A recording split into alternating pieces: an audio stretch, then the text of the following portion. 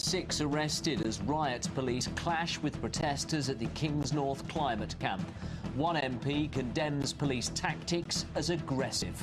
A batch of Metropolitan Police did come through with full riot gear in a way which I'd regard as provocative and unhelpful to maintaining a peaceful arrangement here.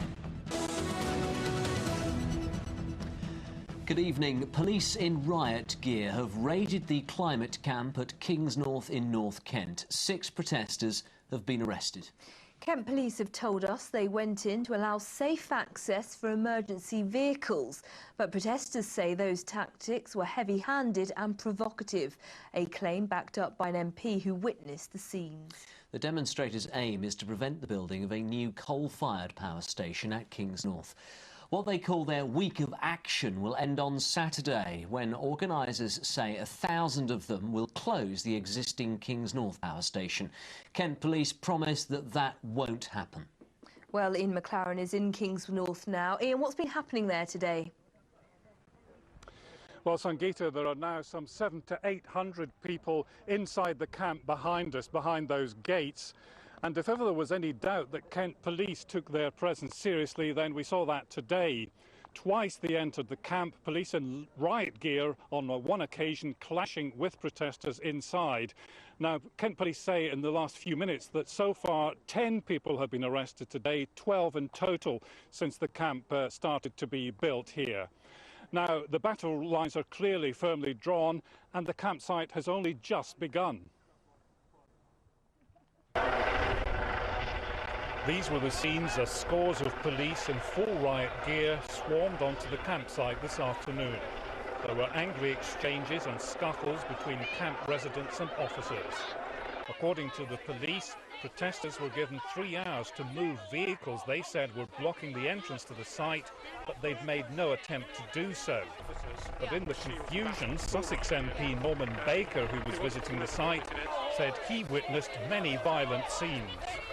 I had an assurance from the police that they would only come through, when they did come through, with normal police uniform in a low-key way, and it was only 5 or 10 minutes later when they arrived, a batch which came through in full riot gear, Metropolitan Police officers with helmets and batons and truncheons, in a way which I think was provocative and unhelpful. Also visiting the site was a veteran of the miners' strike, Arthur Scargill. He said the protesters were concentrating on the wrong issues.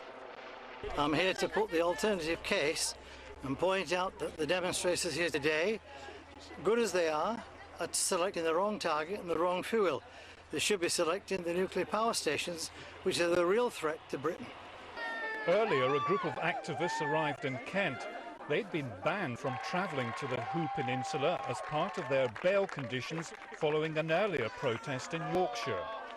They faced a strong police presence. There's support now from within the camp for those who've turned up in breach of bail conditions. After some deliberation, there were roars of approval as some of the bail protesters were allowed in. But at least 2 others who didn't make it over the fence were taken away by officers, apparently for being in breach of bail conditions. Kent Police said they'd raided the camp this afternoon because of concerns about health and safety over vehicles blocking the only gate to the campsite. They say protesters had actively tried to prevent them from doing this.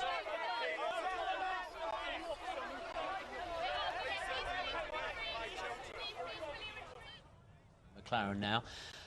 Back to you live, Ian. What is the mood like in the camp then now? Well, I think most people here are pretty happy. They seem to be in quite a buoyant mood despite these scenes that you've just seen. I think they feel that there has been a fair amount of intimidation, they would say, from the police. Well, joining me now is Kevin Smith. You're one of the people who's living on the camp at the moment. That's right. What's your take on what happened with the police today? Well, I mean, the police have already confiscated every single piece of equipment that could conceivably use for direct action. So there's no real justification for them to keep coming on site in the way they're doing, other than to provoke a confrontation or to try and intimidate people from coming down and taking part in the camp. And what's your reaction to that? I mean, do you feel that you are being intimidated? It's very frustrating. I think we're being the victim of political policing here. People this afternoon are sitting in marquees trying to talk about climate change. Instead, they're having to deal with a riot police running around on site. They're trying to provoke a confrontation. We're not giving them that, and the climate camp's going ahead with all the workshops, and we'd really like as many people to come down and see for themselves what's going on here.